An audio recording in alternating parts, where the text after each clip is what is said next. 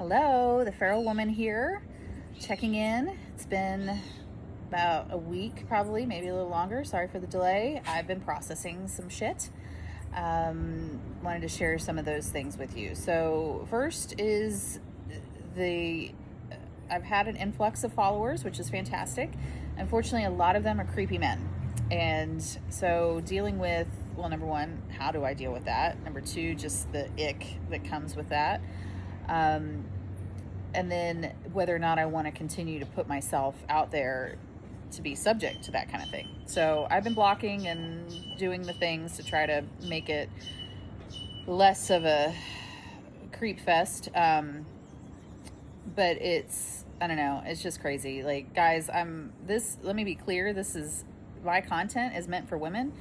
The men who are coming along, if you're here as an ally to women, cool. Otherwise, move along. I'm not going to date you. Yes, I have big boobs. You will never have access to them. And they're pretty glorious. But this is not what I'm here for. And if I post a picture where the boobs are in the picture, that's just me being me, and it's not for anybody. And I'm not going to stop doing it because someone has tried to shame me about it, or, oh, that angle's not on, I bet that angle was an accident, or just shit like that. Guys, we're not doing this shit for you. So there's that. And then processing a lot of grief and nostalgia that's come up since finally kind of landing somewhere. This is the first time in 6 months that I've gotten to what I would consider an endpoint.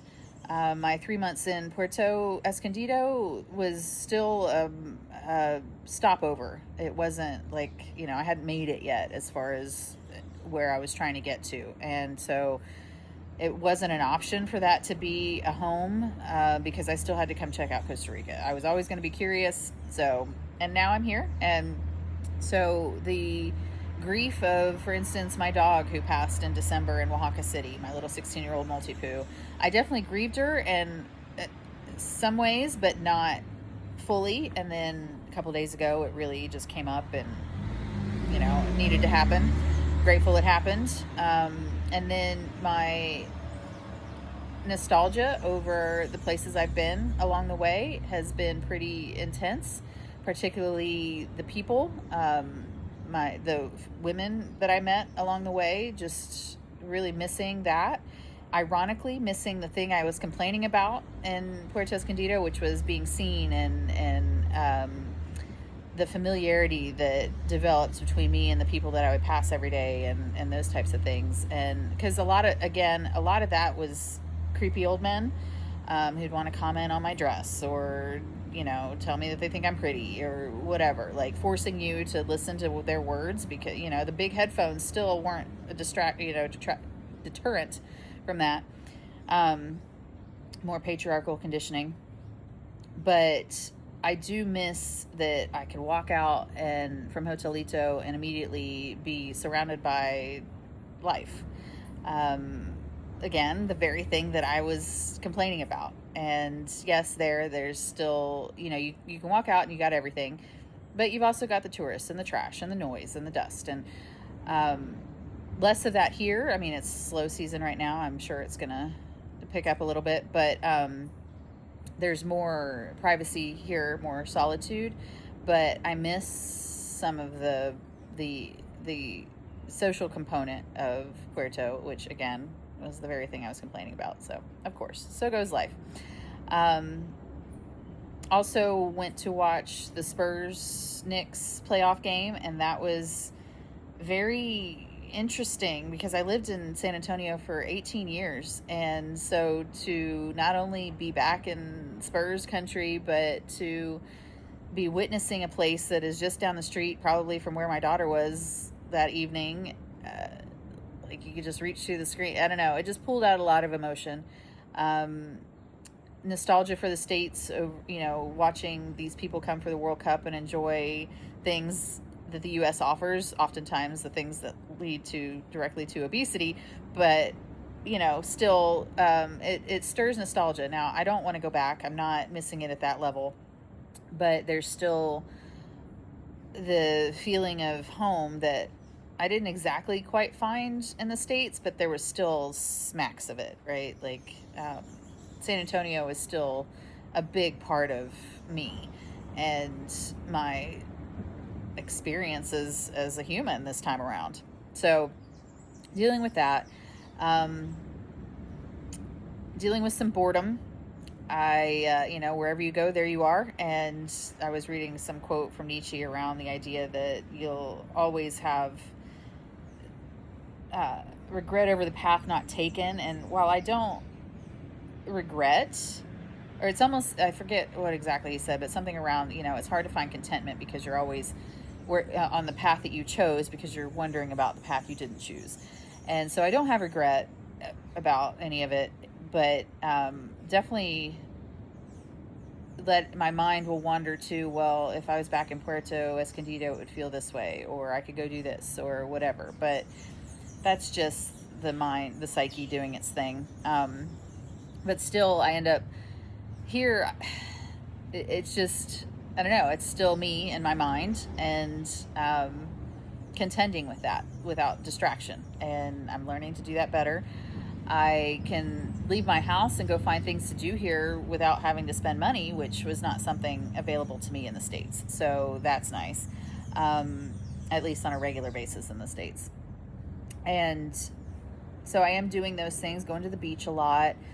The big thing is I've given up eating as much as I was. And I started tracking my calories again. And oh my God, the amount of calories I was taking in, guys, I was like bordering on self-harm. So in addition to that, I'm doing some intermittent fasting. So I'm doing the 16-8 where I just eat from 10 a.m. to 6 p.m. And then I'm fasting fully for 24 hours, 2 days a week. And I love it. It's, cleared up my mind, cleared up my system. And I'm no longer using food as a substance. When you do something like that, it really points out all the times that you would go for food, and to not is pointing out, hey, this is when I would usually be consuming more calories. For me, it was as soon as I got up to in between sessions to, oh, we gotta stop eating soon because bed's coming up, and so we shovel some more. I love food, and especially in Mexico, I was eating a lot. And once I got comfortable in Mexico. And then here also getting rid of a lot of the processed foods that I've been consuming. So yesterday, I think the only processed thing I had was a cup of noodles, which I'm just trying to get through the groceries that I have here. But pretty much everything else I'm making from scratch or have bought at the farmer's market. So that's feeling pretty good. I'm also doing, there's a medicine man here that's trying to help me with the addiction mosquitoes have to my blood. And so I'm doing this, it's called Ombre Grande, big man wood. I know. But it's essentially just these sticks of wood that you put in water, and then you drink it for, a few swigs a couple times a day for about a week or so. It's supposed to purify your blood, even though your body purifies your blood, but I'm willing to try anything. So for the mosquito issue, so trying that as well. So really, purifying might be the word of the moment. Working on my mind, working on the body, the diet. I need to get some movement back in place. Working out, I keep going through spurts where I'll do it and then I won't do it. I'm sure many of you can relate, but it always feels good when I do, right? Never regret a workout, never regret a yoga session or a meditation or a walk. So it's just a matter of doing it, getting past my inertia.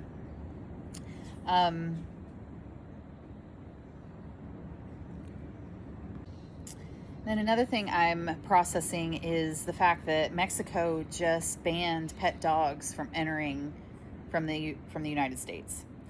And I've been in this legal battle because I bailed on my rent, and then he my lease early, about 6 months early. I'd been there 2.5 years. And then he sabotaged the listing to where we weren't able to get a tenant in and all this stuff. So there's been this legal battle hanging over me since I left. And about a month into my trip is when all this went down. And I've been wondering, did I do the right thing? Was it silly? Was it impulsive? Should I have waited? Did I just lose? Am I potentially going to lose this chunk of money because I just couldn't hold it together? All these things, right? And then this ban came through. Now, my lease wouldn't have been up till July 1st, and if I would have stuck it out, I'd be stuck. My head would have exploded when that ruling came through. The whole reason that I stayed on this continent was for my pets. I'm not leaving my pets. And now a lot of people are stuck. Anybody who was planning to do what I've done, who has animals, I mean, you can still fly into some of these other countries with your pet, but to drive through, Mexico's out. So I am just in awe of the timing of all of this, and that my intuition pushed me to flee when I fled, and that it was all perfect. I have immense compassion and empathy for the people that are now dealing with this. And this is what I was afraid of. This isn't the border shutting down or passports being, messed with, but it definitely would have stopped me completely. Maybe I could have gone to Canada, but it's very cold and not the scene I was looking for. So not that there's anything wrong with Canada. So I'm in awe of that. So I've been processing all of these things while also settling and letting my nervous system get into the Pura Vida flow, which has been wonderful and is definitely happening. I'm slower at things now. Like, everything still gets done on time, and I still hustle compared to normal, modes of functioning. But before, I grew up on a cattle ranch, and then I was in the military. So my system is go, go, go, go, go, and make it happen fast. And, my body movements are fast, my everything.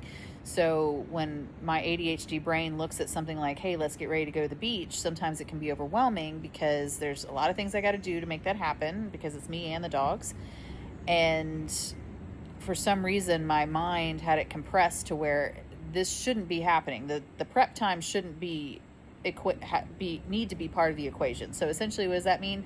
You don't have any time to do it, so just hurry up and get it done. And now I'm in the state of, hey, if it takes an hour to get ready, it takes an hour to get ready. If I miss some of my show because I'm cooking dinner, I can rewind it. Same thing with making meals. Like, I didn't want to do it. It was just too many steps, too much effort. And I'm not afraid of effort, but it's just overwhelm. If you've got ADHD, you know what I'm talking about. But now I do it kind of without even thinking about it, which is so wonderful. There's really no hurry. And I'm still punctual. I still make shit happen. I'm still on time. I still respect everybody else's time and my own, but I'm not in a panic mode. I'm not in that Sonic the Hedgehog, Tasmanian Devil mode. And this has been happening since I left the States, because all these countries are definitely. And then being on these roads, there's one road and everything's on it, dump trucks, backhoes, tractors, and the cars. So you get to the point where if you're in a hurry, sorry, there's really no such thing as a hurry here. And I've always been in a hurry. So shifting into that, I'm really enjoying it. And it's like this juxtaposition of, I'm so bored, but I don't want to take the time to do these things that everyday life requires of me.